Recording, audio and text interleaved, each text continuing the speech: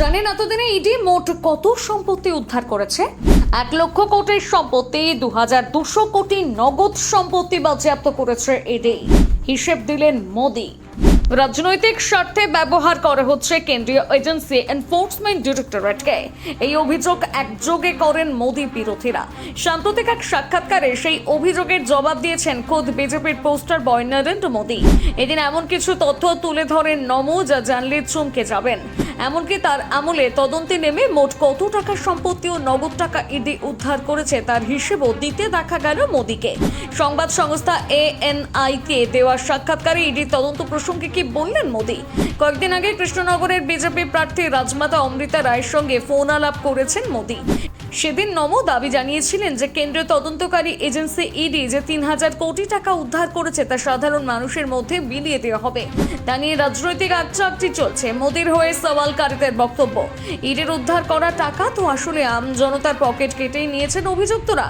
ANI কে দেওয়া সাক্ষাৎকারে মোদিকে বলতে শোনা গেল, ইডি যে টাকা বাজেয়াপ্ত করেছে তা আসলে সাধারণ মানুষের টাকা, কিন্তু নগদ সহ মোট কত টাকার সম্পত্তি বাজেয়াপ্ত করেছে ইডি?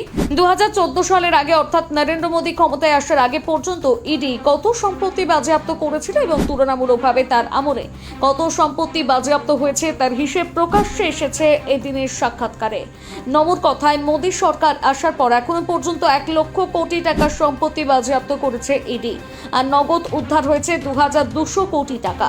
আর অন্যদিকে তার সরকারের আগে মাত্র 5000 কোটি টাকার সম্পত্তি বাজেয়াপ্ত করেছিল ইডি, আর নগদ উদ্ধার হয়েছিল মাত্র 34 লক্ষ টাকা। তার সরকার ও পূর্বের সরকারের তুল্যমূল্য আলোচনায় মোদি বলেন, আগে যে টাকা উদ্ধার হয়েছিল সেটা একটা স্কুল ব্যাগেই ধরে যায়, আর তার সরকারের সময় পর্বে উদ্ধার হওয়া 2200 কোটি নগদ টাকা নিয়ে যেতে গেলে 70টি ছোট হাতি লাগবে। এই প্রসঙ্গে এনফোর্সমেন্ট ডিরেক্টরেটের ভূমিকা নিয়ে ভূয়সী প্রশংসা করেন নরেন্দ্র মোদি। এমনকি কেন্দ্রীয় এজেন্সিকে রাজনৈতিক উদ্দেশ্যে ব্যবহার করার যে অভিযোগ বিরোধীরা তুলে আসছেন তারও জবাব এদিন দিয়েছেন নমো। সেই অভিযোগ অস্বীকার করেছেন তিনি। ইডি তদন্তের সঙ্গে কোনো রাজনৈতিক যোগ নেই বলে দাবি মোদির। বিরোধীরা অভিযোগ করেন, শুধুমাত্র বিজেপি নেতারাই রেহাই পান কেন্দ্রীয় এজেন্সির তদন্ত থেকে। বাংলা সহ একাধিক রাজ্যের নেতার বাড়িতে বা অফিসে তল্লাশি চালিয়েছে ইডি। কোনো নেতা জেলেও রয়েছেন। বিরোধীদের সেই অভিযোগের জবাবে তথ্য তুলে ধরেন মোদি। তিনি এদিন বলেন, তার আমলে যতগুলো মামলায় ইডি তদন্ত হয়েছে তার মধ্যে নাকি মাত্র 3% সঙ্গে কোনো রাজনৈতিক নেতার যোগ আছে, অর্থাৎ বাকি 97% মামলার সঙ্গে কোনো রাজনৈতিক যোগই নেই। সত্যি কি তাই? এই নিয়ে চাপানো উত্তর চলবে। এমনকি বাংলায় 3000 কোটি টাকা বলে এখন 2200 কোটি টাকা উদ্ধারের পরিসংখ্যান কেন দিলেন নমো, তা নিয়েও কাটা ছেঁড়া চলবে।